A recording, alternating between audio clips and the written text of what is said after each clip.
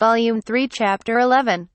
Letting Falma, who's an apprentice pharmacist, became a shopkeeper of a pharmacy. What are you doing, Eleanor? Pal picked up the staff he released and scolded Ellen while wearing it on his waist. Ellen inquired what he was saying because she thought he was mistaken. Yes, Pal believed Falma was, nonetheless, an unqualified apprentice pharmacist. Therefore, he thought that Ellen, who was Falma's teacher, had decided to allow him to do as he pleases or executed some irresponsible things.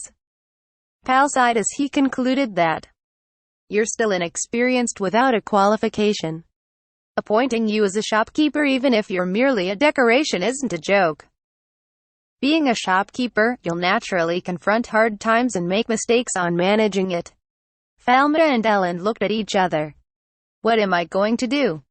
Should I tell the truth to brother? Falma responded in an appropriate manner after interacting through gaze.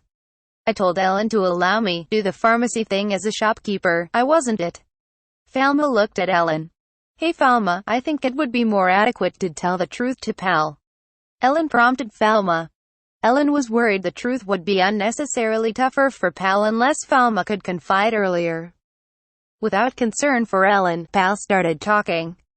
If you didn't pursue pharmacology systematically, the period of self-taught learning would be more prolonged.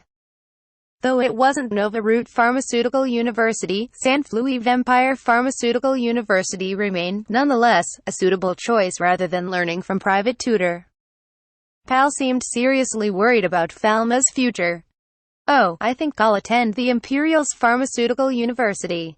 Falma struggled while dwelling on what happened. If Falma entered San Felipe Imperial Pharmaceutical University, it wouldn't be as a student but a professor. His brother didn't know. Ellen was breathless inside. As it is, my older brother, would you leave the treatment to me? I will explain older brother's illness after going to a pharmacy. In that case, I will inquire you ahead of time. But what kind of illness do I have? Pal asked Falma. Falma responded promptly without hesitation.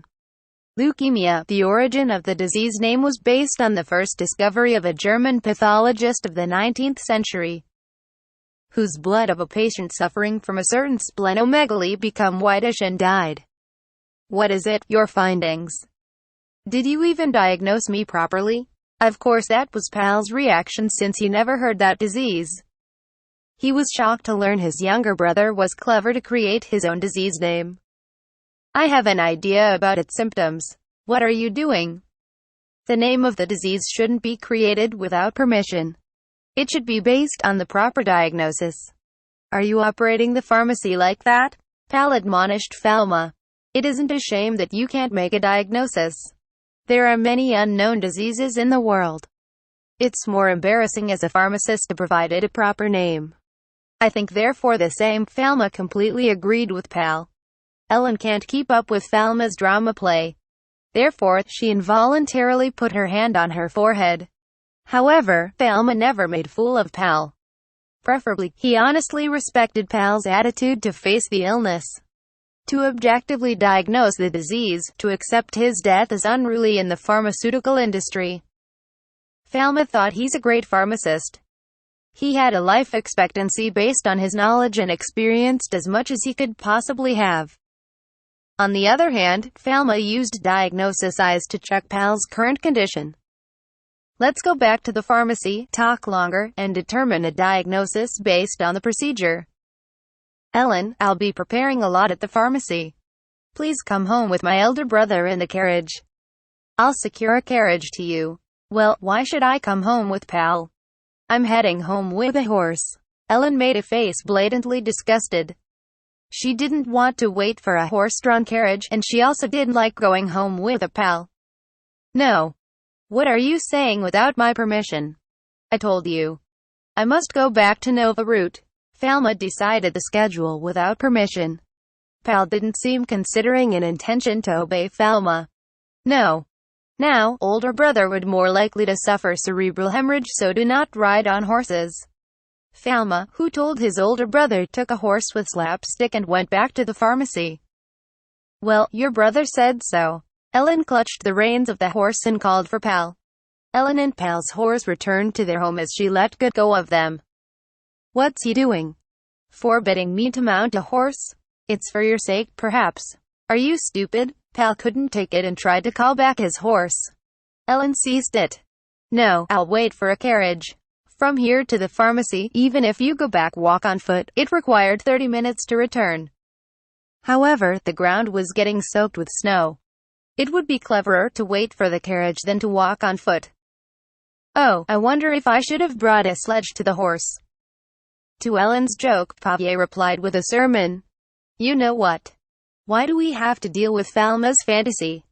You're a first-class pharmacist, right? If you're a teacher with such a half-hearted attitude, aren't you going being single forever?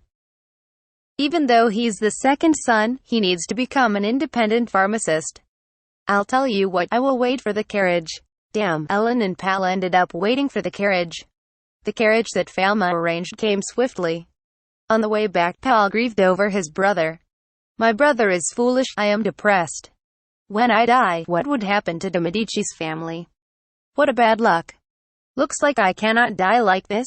The future of the de Medici's family was hitherto said to be in the dark ahead. Blanche also hated studying, and Falma was an optimistic idiot still daydreaming. Pal groaned as he was harboring these thoughts. Is that so? I think you're fortunate, Ellen said to Pal with a mischievous smile. Is it pleasurable for you to observe me suffering from death? Pal provoked reflexively, but Ellen didn't mind it. Hey, Pal, your brain muscle's good for anything. But it goes against the guardian deity. From the time Pal was concerned, he went to the church every day and didn't miss a worship while he was in the imperial capital. Even if his family doesn't accompany him, he still went worshipping alone every morning. Even if it rained or snowed, even though he suffered from a severe cold, he would still go to church. Why have you gone so far in worshipping the guardian god? Of course, why wouldn't I? We can use the divine art. It's the protection of the guardian god who gave us the divine power. You have too little faith in the water god. Gods will punish you, and you will be unable to use divine arts. Ellen's guardian god was the god of water, yet it would better if she visits the temple once a month and worships. Although she wasn't a devout, the amount of divine power that's predetermined by birth didn't increase merely because he believed earnestly. It's a common knowledge that prayers to the guardian gods should be unmissed in the morning or at night, but there are a few nobles who were easily protected. In that situation, Pavier was overly exemplary, a faithful believer of medicine god. Same as usual, Ellen smiled happily. Because you're so enthusiastic about faith, it looks like your guardian god has come to your side through prayers. What do you mean? Pal's guardian god was the medicine god. He who's born with a heavenly order to become a court pharmacist. Pal was proud his guardian god's the medicine god. No matter how much Ellen made an effort as a pharmacist, she can't overcome the difference between the guardian gods. If the guardian god was a medicine god, Pal could be a court pharmacist, but Ellen cannot.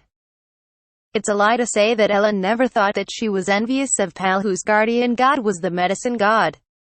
No, nothing. Ellen made the words turbid. She couldn't improve it because of her envy.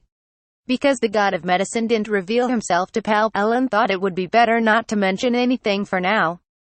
Pal and Ellen returned to the pharmacy. Falma secured the pharmacy, standing in front of the entrance, waiting for them. Welcome back, both of you. I headed home with a carriage as you wanted. Are you satisfied with this? Falma received his brother's coat and prepares 2 shoes. By the way, Blanche returned to the mansion before his eldest brother returned. Welcome to Diversus Mundi Pharmacy, my older brother. Please come inside. Oh my. Pal set his foot inside of the pharmacy. Is this a pharmacy?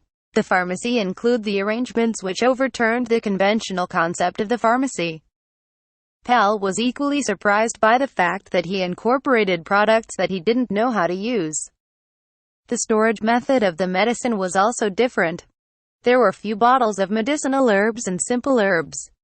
When he saw the floor plan and the dispensing room on the first floor of the pharmacy, he was impressed. It was visibly comprehensible. It wasn't the result of Ellen's guidance. Good guys, come here. Falma seated on the first floor sitting desk with both Pal and Ellen. In front of them, a paper was distributed, drinks and sweets were placed. Yeah, it's a wishful thing. I'll explain older brother's illness once again.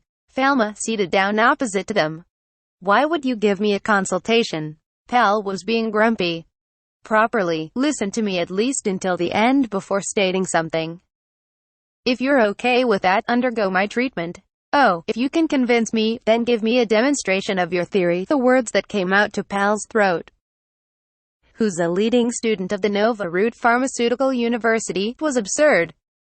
When the aroma of tea reached Pal's nose, he gulped it and made himself drink some water to clear his throat. Before that, please lay your arms. Falma took out a blood sampling set like a glass syringe, test tube, tourniquet and so forth. What are you doing, Falma? Ellen, who saw the needle, retracted her hands on the table. It's called venipuncture, a process of inserting a needle in your arm to take blood from the blood vessel. If you're scared, you better close your eyes. Wait a minute. I am also included, Ellen asked Falma, but Falma said that he would also cooperate as a healthy human sample. In this world, when examining the condition of the blood, it's customary to graze the hands to bleed and examine it. It wasn't a knife but a needle. Ellen was ashamed of what has to be done. It's also the same for Pal. You can take my blood afterwards, but you cannot collect blood yourself. So please cooperate. Falma, do you have experience and technique to perform that? I have. So be at ease. It was splendid to be a skilled pharmaceutical in the past life, but if we're recounting experience of blood collection, it's something else. Falma wrapped a tourniquet on Pal's upper arm and let the vein float up and quickly pierce the needle. His blood vessel was difficult to see, so Falma hastily wiped the skin with alcohol cotton. After effacing it with alcohol cotton, his blood vessel was now easy to see. However, since I have no experience on doing it human, you might call it an animal experiment, Falma whispered unconsciously. Ethically, Falma, no pharmacists shouldn't collect human blood themselves, since the Pal's condition may deteriorate and cerebral hemorrhage may occur at any moment. It wasn't the case of the 4 or 5 saying, there's no choice but to do it. Wait a minute, stop. Don't compel me as your laboratory experiment. When Pal overheard that, he panicked and tried to stand up, but Falma had already finished extracting the blood and pulled out the needle quickly. I'm done. Do you feel numbness? It was a momentary event. Falma put the blood sample in the test tube containing anticoagulant. Ellen, who was reluctant, agreed to blood sampling as he saw at Pal's reaction. Falma dropped a drop of blood from a syringe into a glass slide and spread it with a thin glass instead of a cover glass, immediately swinging with both ends of the glass slide and dry. It was immersed in a glass container containing a kind of alcohol called methanol. What's the purpose of undertaking that? Fixing and sticking the blood cell component to the glass, preventing it from deteriorating. Ellen's blood was also attached to the glass slide and treated in the same way. Let's observe in this state. Brother, can you examine your own blood? Yeah, it's microscopic. Pal sniffed at his best. His pride as an elder brother and a Nova Root graduated began to emerge. That was excellent. You should have identified various shapes of particles. If it weren't for the single microscope made by Falma, Pal wouldn't believe the fact that a blood contained a particle called a cell. But now he had no choice but to believe because he himself observed it. I saw something different from other sample I've seen in the past. Open the texts to page 10. Wasn't the particle like that? Page 10 of the distributed text had been drawn many illustrations of round particles. Ellen and Pal's text in hand was exactly the same. For the handwritten transcript, it's a precise sketch and even the delicate structures were drawn. Pal was impressed. Indeed, it was drawn exactly as it seemed to be on the microscope. To establish the Faculty of Pharmaceutical Sciences of Imperial Pharmaceutical University, it's effective to generate a text and reproduce it on a mimeograph. Wait a moment. How did you see such a detailed structure? You can identify it under a microscope with a high magnification. Falma swiftly put out a microscope from the box in front of Pal and Ellen. It was a dual optical microscope made of brass which has a magnification of 500 times by a quality lens that asked the honor of Melody. TN referred to compound light microscope or optical microscope, which uses visible light in a system of lenses to magnify images of small objects. Wikipedia, a mirror was set under the stage, the platform where glass slide is placed, and a light collecting function's also attached. Okay, what is this? This is a compound microscope that makes the lens part of the single microscope look even larger and enlarged. Why do you possess that? Did father purchase it for you? Pal believed and didn't doubt that Falma ordered a splendid one with Bruno, the president of the Imperial School of Pharmaceutical School. Well, there are various things. In fact, it was made by a craftsman based on Falma's blueprint, but he kept it vague because the story wouldn't progress for the moment. Incidentally, what do you think blood is carrying over the whole body? Nutrition, Pal thought a little and answered. The four-body fluid theory, that human body fluid was made up of 4 pieces of blood, mucus, yellow bile, black bile. This was taught by Nova Root Pharmaceutical University. It was equally known that separating into clear supernatant and reddish-black sediment, leaving blood in a container. Blood was thought to have been cleanly purified by the spleen. It has been taught that the balance of this body fluid was broken by evil spirits, and people get sick. That's right. Nutrition, then oxygen that is brought into the body by breathing. Pal also knew the element called oxygen. Blood is largely divided into blood cell components, plasma components, and other ingredients.